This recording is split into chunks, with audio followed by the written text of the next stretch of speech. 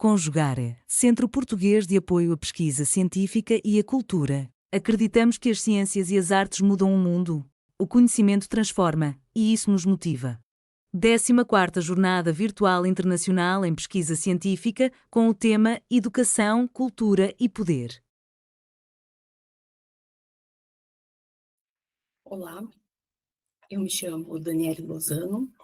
Eu vou apresentar para vocês o trabalho que escrevi junto com a professora Maria Fernanda Vilhena, que se intitula Inclusão no Ensino Superior no Brasil, como está a formação de seus formadores. Nosso trabalho, ele teve como objetivo analisar a quantidade de matrículas que a gente tem no ensino superior no Brasil, dos alunos que são englobados pelo Censo da Educação Superior, como alunos com deficiência, transtorno global do desenvolvimento e altas habilidades de superdotação. Então, nós pensamos, né, como do Brasil, a formação de professores, ela tem sido discutida há muito tempo, a educação especial, educação inclusiva, nas últimas décadas, principalmente desde aí dos anos 1990, a gente tem um movimento mundial pela inclusão. Então, nós queremos analisar como que estão as matrículas desses alunos já na educação superior, pensando que o movimento começou com a inclusão desses estudantes dentro do ensino regular, né, na educação infantil, no ensino fundamental 1 e 2, né, e também no ensino médio. Então, como ao longo do tempo esses estudantes estão conseguindo chegar no ensino superior para depois, então, ter uma maior ascensão, né, melhores possibilidades para entrar no mercado de trabalho. Então, nosso objetivo é, pensando que a formação de professores da universidade, ela não tem qualquer exigência para que esses professores possam atuar com esses alunos, né? Não é exigido um curso de licenciatura, não é exigido que os docentes universitários tenham algum tipo de formação, que tenham disciplinas, né, em sua graduação, voltadas para metodologias de ensino, principalmente voltadas para inclusão. Então, como esses professores vão atender esses alunos? Então, pensando nisso, né, como está essa formação, a gente tentou investigar, então, por meio do Censo da Educação Superior, como está a matrícula desses alunos no ensino superior. Se a gente tem realmente uma demanda de alunos para necessitar da formação desses formadores desses alunos, né? Como que esses professores, se a gente tem esse público dentro das instituições de ensino superior, como os cursos estão, né, olhando para os seus professores. Então, se a gente necessita desse olhar realmente para os professores, se o número de matrículas realmente está aumentando aí ao longo do tempo. Então, com isso, nós iniciamos fazendo, então, uma trajetória aí, né, de uma análise inicial do ano de 2013 com o ano de 2023, para a gente ter um comparativo de 10 anos, de como estavam as matrículas em 2013 e como estavam, né, as matrículas em 2023. 2023, porque o Censo da Educação Superior, até o presente momento, não tinha disponível ainda os dados de 2024, então esse foi o período analisado. Posteriormente, nós investigamos, então, a matrícula dos últimos anos, 2020, 21, 22 e 23, para saber como é que estão esses alunos dentro do espaço escolar.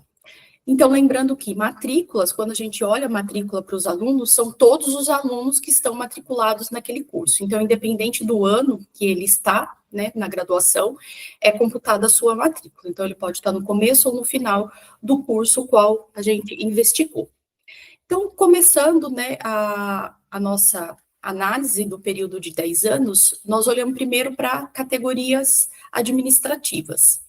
Então, a gente tem um crescimento expressivo aí no número de matrículas pública, municipal, então, nesse período de 10 anos, tá?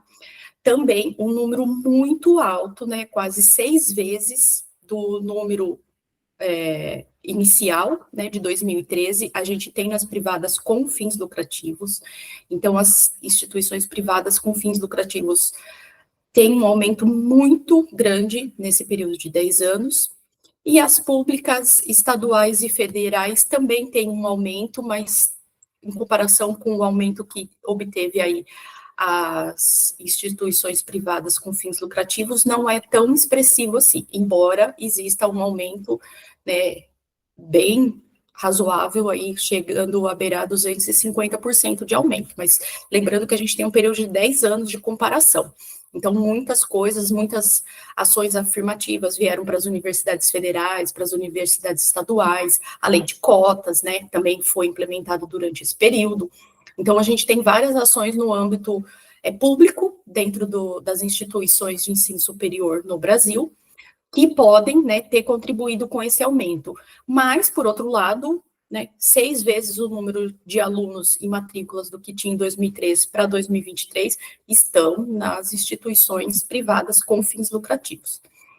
E as sem fins lucrativos, né, da categoria administrativa, elas têm uma redução no número de matrículas. Quando a gente olha, então, o grau acadêmico que esses alunos têm se matriculado, né, nesse período de 10 anos, então a gente vê que o bacharelado, ele tem um aumento bastante expressivo no período, né? Ele dobra o número de alunos que ele tem, mas o maior percentual nesse período está nas licenciaturas, né, com 316% de aumento no número de alunos no período de 10 anos.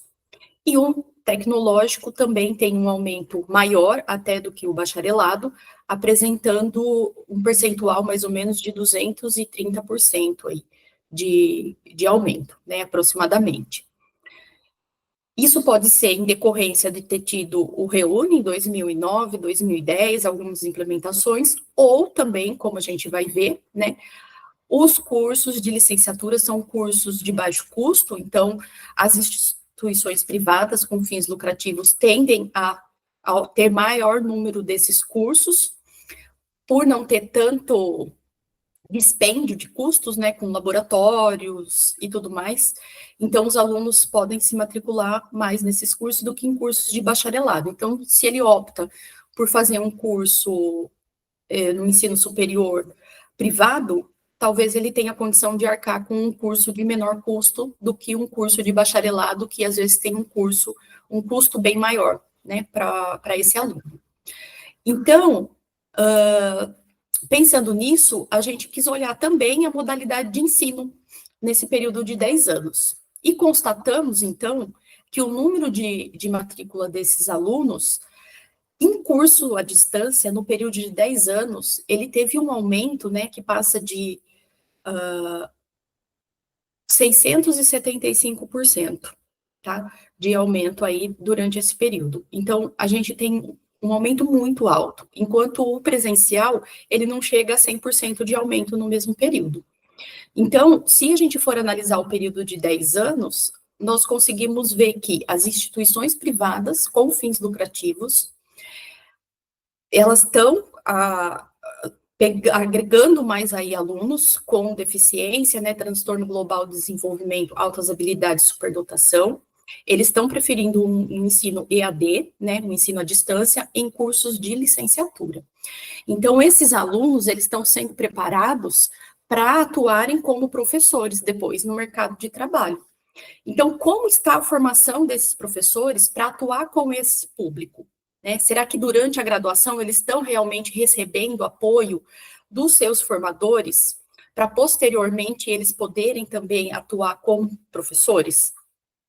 E aí, então, para a gente investigar esse movimento que a gente teve nos últimos anos, considerando então que 2020 nós tivemos aí o ano com maior, né, volume da pandemia de Covid, então decidimos olhar de 2020 até 2023 e não o período anterior, porque 2019 ainda tínhamos, de certa forma, no país, o ensino todo, né, o Brasil, ele teve mesmo as maiores implementações e restrições em relação ao Covid no ano de 2020.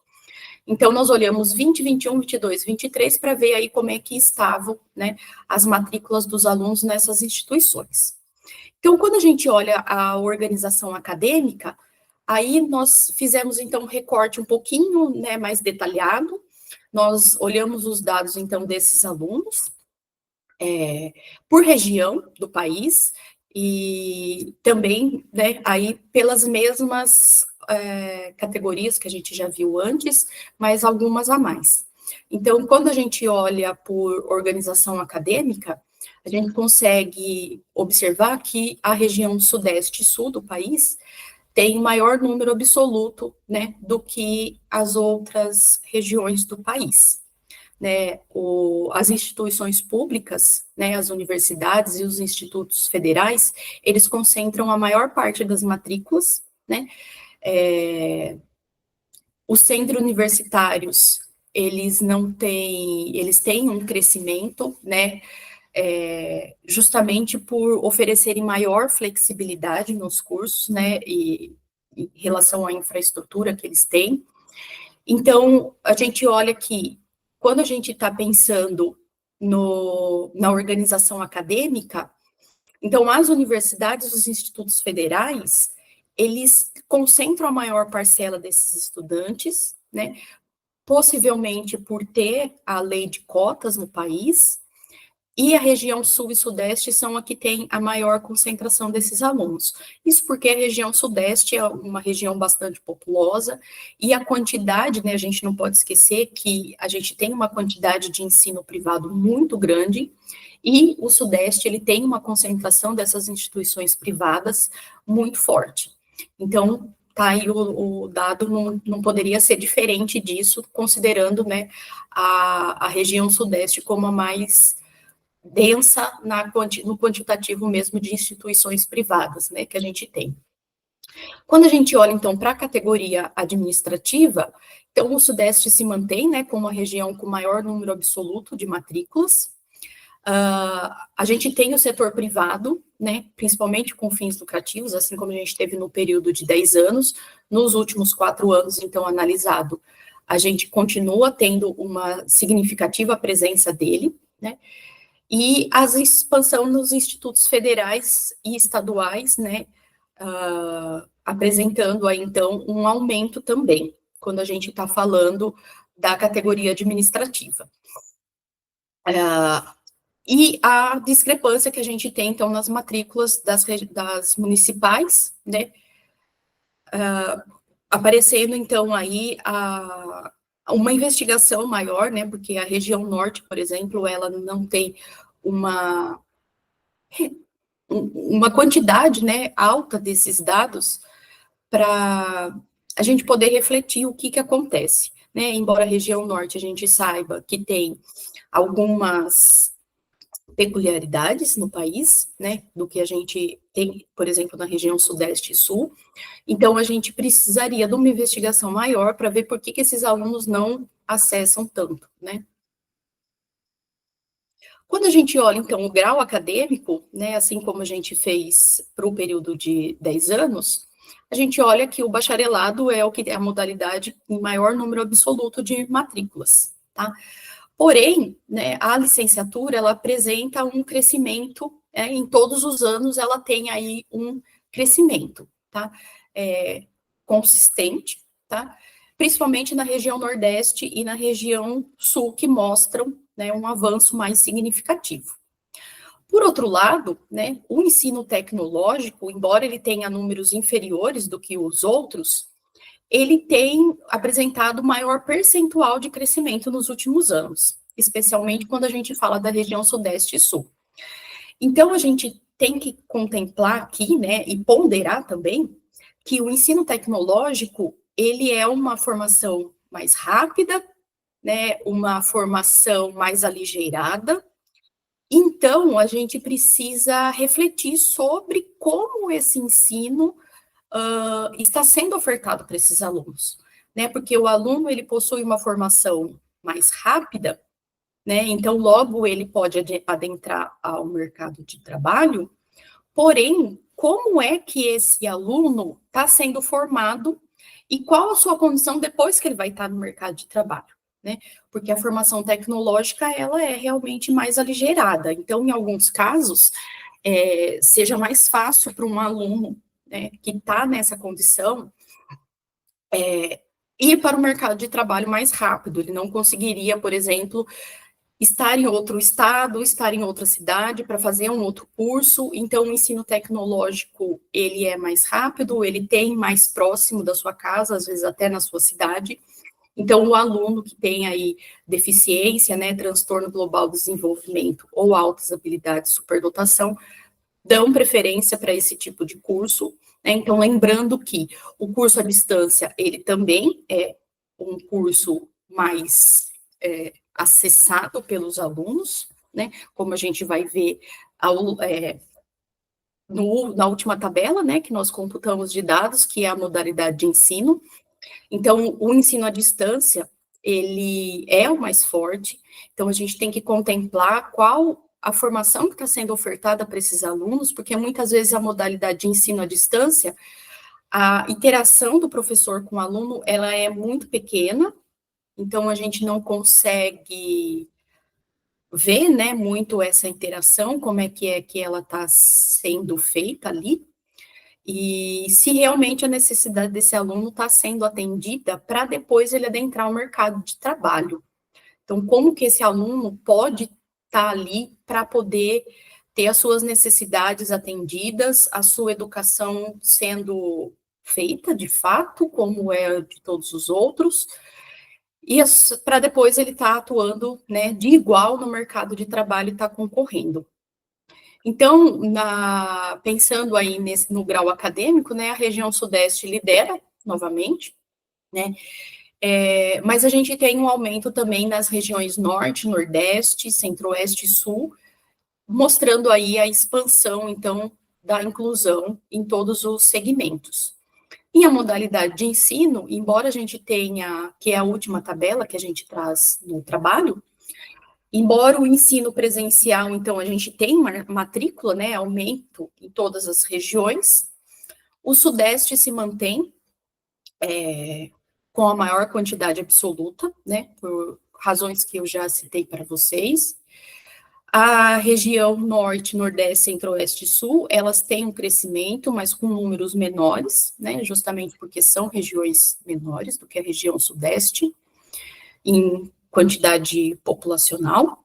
E a modalidade de à distância, então, apresenta um crescimento exponencial realmente em todas as regiões, né, do país, mostrando aí, então, a sua liderança nesse ramo do ensino superior no país, e que demanda, então, desses professores e dessas instituições de ensino superior atenderem aos alunos, né, que a gente tem adentrado no ensino superior cada vez maior, né? A gente vê, então, que todo o movimento que se teve no país ao longo dos anos para a inclusão dos alunos na educação, no ensino fundamental, no ensino médio, eles estão indo agora, eles estão ocupando os espaços na educação superior. Então, com isso, nós precisamos cada vez mais olhar para esses professores, olhar para essa formação dos professores universitários, porque esses estudantes estão em todas as categorias administrativas, em todas as modalidades de ensino e presente em todas as regiões do país. Cada vez mais eles estão tendo acesso. Isso é um bom indicativo que a educação inclusiva ela está sendo efetivada. Então a gente tem que pensar na formação desses professores para atuar com esses estudantes. Principalmente que a gente considerou os dados do censo, né, que computam aí os alunos com deficiência, transtorno global do desenvolvimento e altas habilidades de superdotação. Porém, a gente tem também no ensino, né, na lei de cotas e tudo mais, outros públicos que também são atendidos pela educação inclusiva, que são, por exemplo, os indígenas, que são os alunos que vêm de escola pública, a população afrodescendente. Então, a gente tem uma inserção de um público cada vez mais heterogêneo dentro da sala de aula.